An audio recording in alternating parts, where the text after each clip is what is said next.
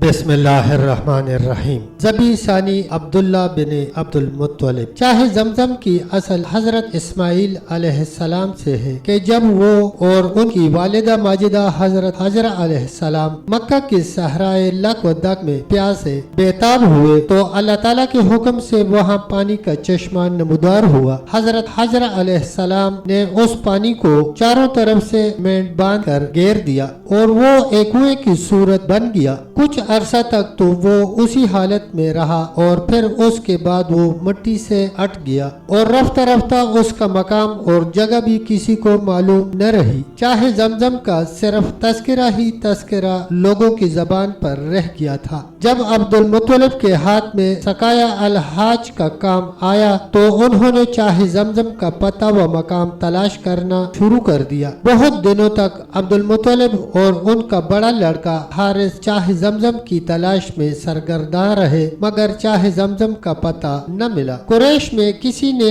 ان کی مدد اس کام میں نہ کی بلکہ باپ بیٹے کا مذاق اڑایا کرتے تھے۔ ایک روز عبد المطلب نے خواب میں چاہے زمزم کا نشان دیکھا اور کھودنا شروع کر دیا۔ یہ وہ مقام تھا جہاں اصاف اور نائلہ دو بت رکھے ہوئے تھے۔ اس کام میں قریش مانا ہوئے اور لڑنے کو تیار ہو گئے۔ یہ صرف دو ہی شخص باپ بیٹے تھے، کوئی مددگار و معاون ان کا نہ تھا، تاہم یہ غالب ہوئے اور کنواں کھودنے کے کام میں مصروف رہے۔ اس وقت عبد المطلب نے اپنی تنہائی کو محسوس کیا اور منت مانی کہ اگر اللہ تعالیٰ مجھ کو 10 بیٹے عطا کرے اور پانی کا چشمہ بھی نکل آئے تو میں اپنے بیٹوں میں سے ایک کو اللہ کے نام پر قربان کروں گا۔ چنانچہ چند روز کی محنت کے بعد چشمہ بھی نکل آیا اور اللہ تعالیٰ نے عبد المطلب کو 10 بیٹے عطا کیے۔ چاہے زمزم کے نکل آنے سے قریش میں عبد المطلب کا سکہ بیٹھ گیا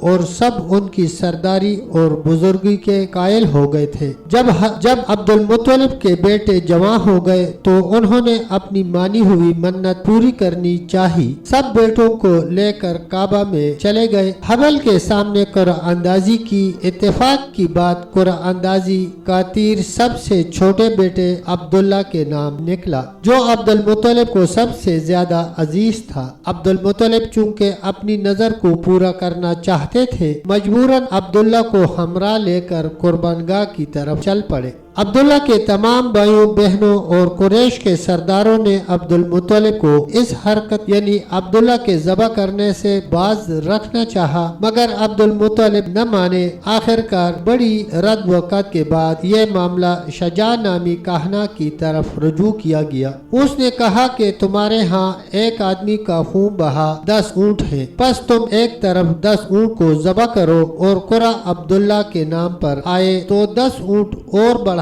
کر 20 اونٹ عبداللہ کے بالمقابل رکھو اور پھر قرعہ ڈالو۔ اسی طرح ہر مرتبہ 10 اونٹ بڑھاتے جاؤ یہاں تک کہ قرعہ اونٹوں کے نام پر آ جائے۔ چنانچہ ایسا ہی کیا گیا اور قرعہ عبداللہ ہی کے نام نکلتا رہا یہاں تک کہ جب اونٹوں کی تعداد 100 ہو گئی تب اونٹوں کے نام قرعہ آیا۔ عبد المطلب نے اپنی تسکین خاطر کے لیے 2 مرتبہ پھر قرعہ ڈالا اور اب ہر مرتبہ اونٹوں ہی کے نام قرعہ نکلتا تھا۔ وہ 100 اونٹ ذبح کیے گئے اور عبداللہ کی جان بچی۔ اس وقت سے ایک آدمی کا خون بہا۔ قریش میں 100 اونٹ مقرر ہوئے۔ عبد المطلب کے کل 13 بیٹے اور 6 بیٹیاں پیدا ہوئیں۔ عام الفیل سے چند روز بیشتر عبد المطلب نے اپنے بیٹے عبداللہ کی شادی قریش کے معزز گھرانے میں آمنہ بنت وہب سے کر دی تھی۔ اس وقت عبداللہ کی عمر 24 سال تھی۔ اسی موقع پر عبد المطلب نے حالہ بنت وہب سے جو آمنہ کی رشتہ دار تھی اپنی شادی کی تھی۔ اس حالہ بنت وہب کے بطن سے حضرت حمزہ رضی اللہ عنہ پیدا ہوئے تھے۔ شادی کے چند روز بعد عبد المطلب نے عبداللہ کو ایک تجارتی قافلہ کے ساتھ بغرض تجارت ملک شام کی طرف روانہ کر دیا۔ واپسی میں عبداللہ بیمار ہو کر مدینہ میں اپنے رشتہ داروں کے پاس ٹھہر گئے اور اپنی بیماری کا حال باپ کے پاس کہلا بھجوایا۔ مکہ میں جب عبداللہ کی بیماری کا حال عبد المطلب کو معلوم ہوا تو انہوں نے اپنے بیٹے حارث کو عبداللہ کی خبرگیری کے لیے اور مکہ میں بحفاظت واپس لانے کے لیے بھجوا دیا۔ حارث کے مدینہ پہنچنے سے پہلے ہی